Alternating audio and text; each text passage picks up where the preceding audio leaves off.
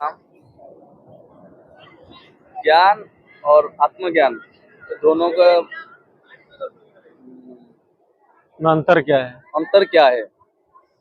आपका प्रश्न है ज्ञान और आत्मज्ञान में क्या अंतर है। जी। आपका समाज में जो लोग हैं ना, आप हो होने दो या आपका समाज के लोग होने दो, वो ज्ञान के बारे में कुछ पता नहीं है। जो ज्ञान होता है ना, वही आत्मज्ञान होता है। लोग क्या है ना, संसार की जानकारी लेके जाते हैं। जैसे हो गया आपका किताब, भागवत किताब पढ़ लिया है,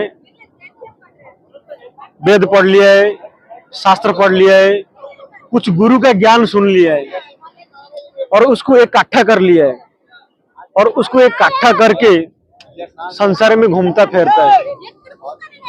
और वो उसको कहते हैं जानकारी, उसको ज्ञान नहीं कहता है। ज्ञान उससे कहते हैं जो आत्म से निकलता है, वो ज्ञान हो जो अपने एहसास में रहता है, अपने होने का एहसास।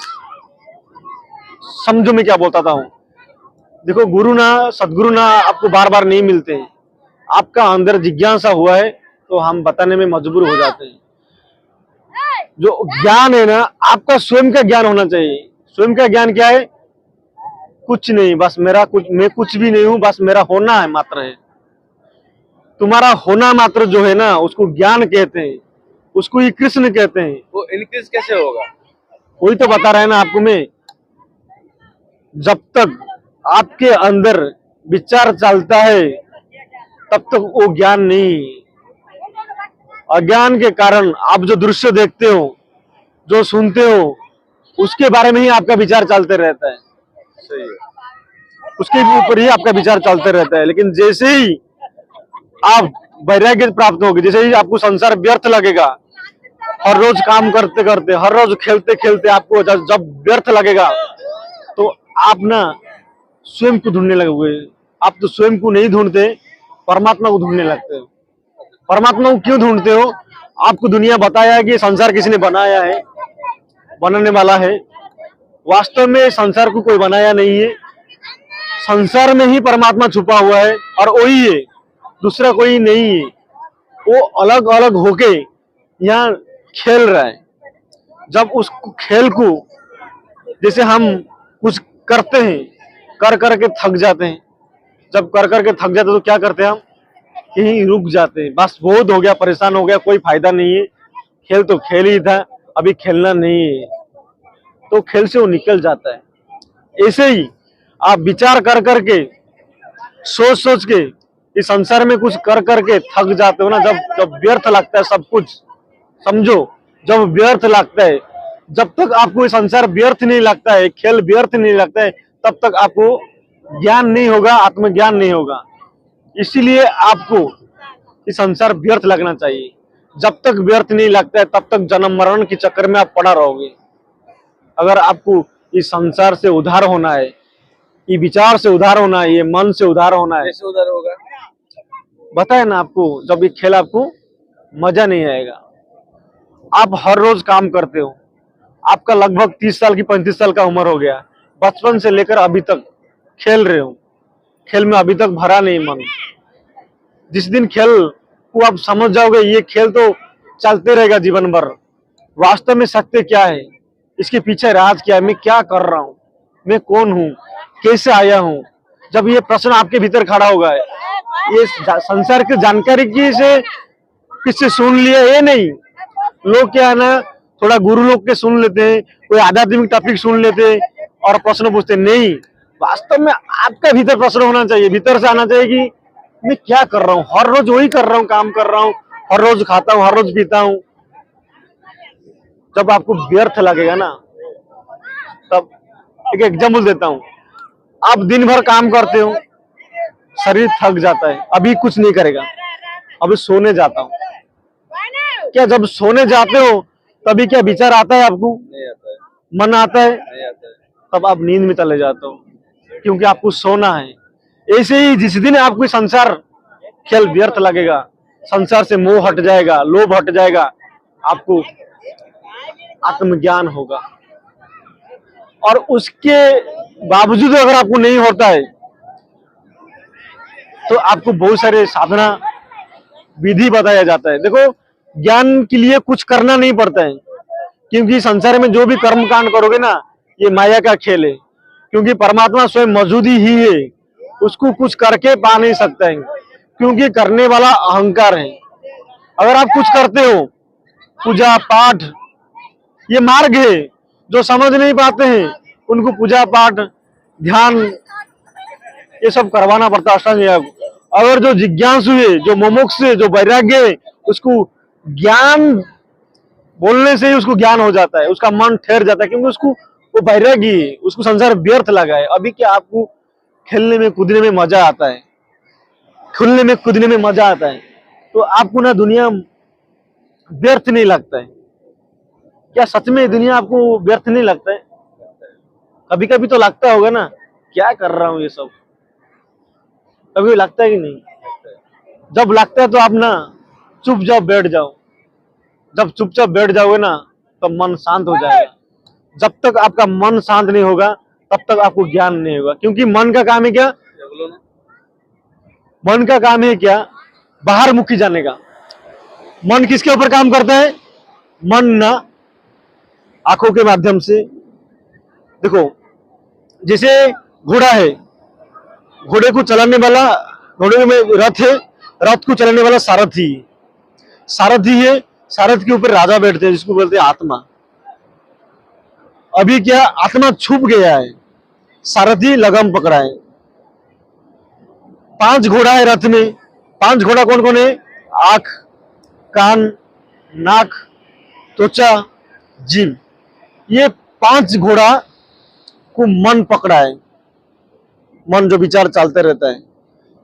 एक घोड़ा आंख, जैसे आंख को देखता है, कान सुनता है, तो मन उस इंद्रिय का आनंद लेता है। जब आनंद लेता है तो उसकी इच्छा बार बार करता है।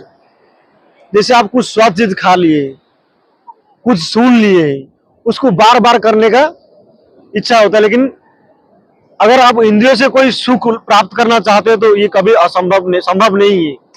क्योंकि अभी थोड़ा समय पहले जो किया था आपने, मन नहीं भर रहा है, फिर दोबारा उसको करते हो, फिर करते हो, फिर करते हो, कर करके जब थक जाते हो ना, तो मन कहता है मेरे बस की बात नहीं, मुझे तो तृप्ति नहीं मिलता है। तो मन शांत होता है।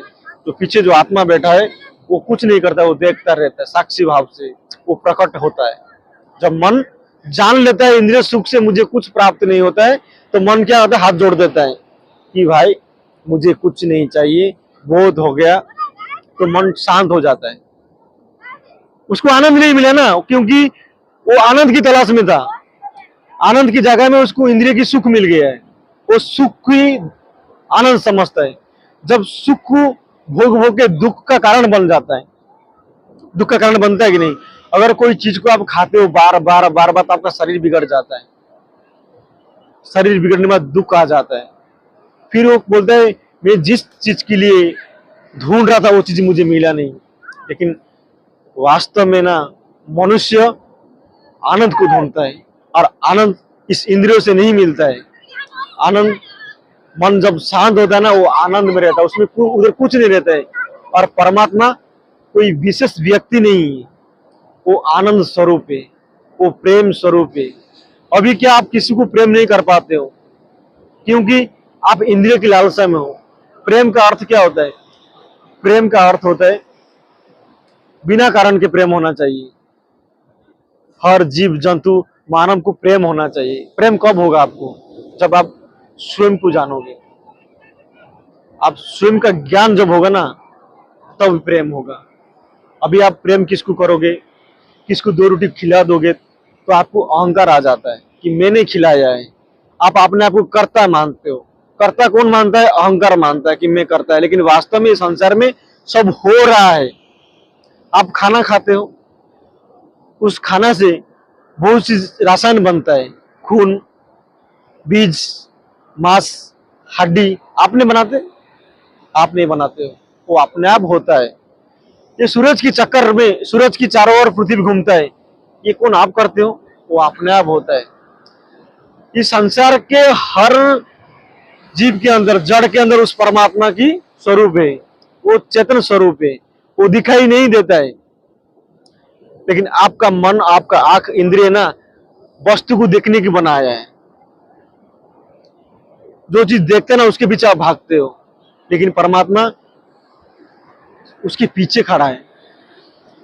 ये मान लो ये सूरज है, ये सूरज है कि दिख रहा है आपको, दिखाई दे रहा है ना, लेकिन इस सूरज के चारों ओर देखो क्या है, कुछ भी नहीं। कुछ भी जो नहीं है उसको तो इंद्रिय नहीं जान सकता है, जान सकता है क्या, लेकिन कुछ भी तो है ना। ये सब आपको पता है कुछ नहीं है, अनुभव हो रहा है। कुछ तो है ना, वो परम शून्य है। क्या है? परम शून्य है।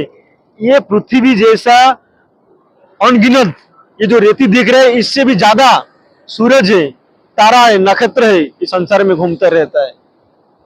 किसके वजह से? वो परम शून्य है, परम शून्य में सब तैरता है। उस परम शून्य कुछ नहीं है, वो चैतन्य है, वो जीवन है। परमात्मा क्या है? जीवन है, सबके भीतर जीवन है। वो जीवन ही सबको दौड़ाता है।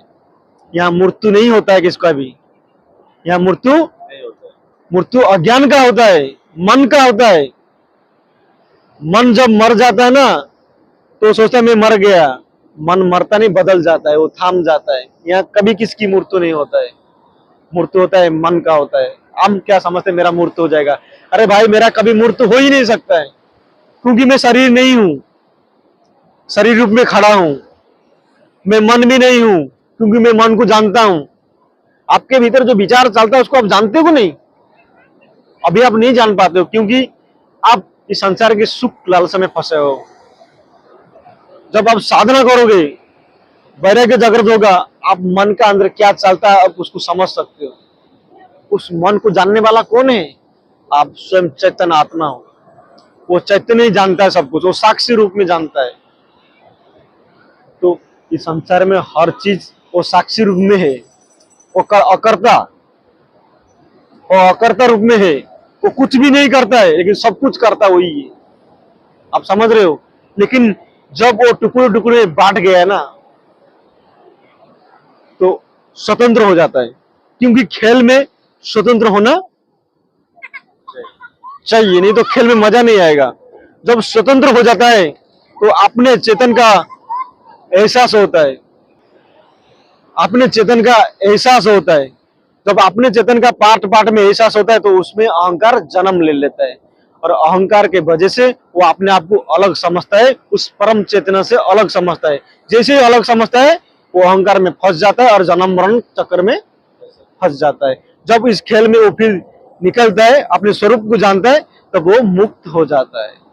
आपको समझ में आ गया?